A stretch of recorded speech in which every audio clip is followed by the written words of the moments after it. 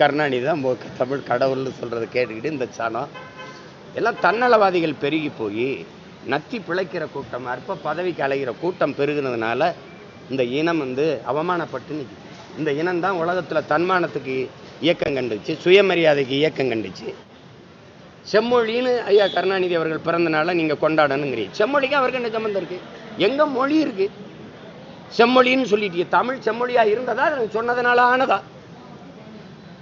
அவர் தான் வாங்கி கொடுத்தாருன்னு எங்கே அடமானம் இருந்துச்சா?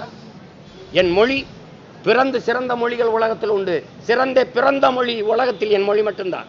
எல்லா மொழியும் மனிதனால் பேசப்பட்டது, உருவாக்கப்பட்டது. இயற்கையின் மொழி, இறைவன் பேசிய மொழி உலகில் ஒரே மொழி தமிழ் தான்.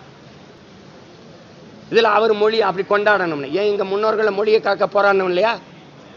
இந்த மொழி செத்து விடுமோன்னு செத்த நடராஜன் அவன் இறந்த நாள் தான் தமிழ் மொழி நாள்னு இருக்கணும், செம்மொழி நாள்னு இருக்கணும்.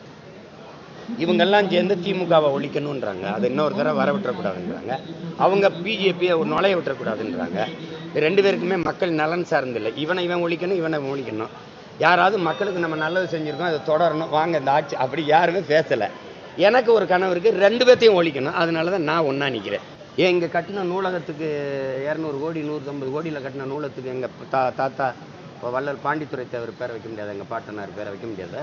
அவன் 4ஆம் தமிழ்ச்சங்கம் வச்சான்.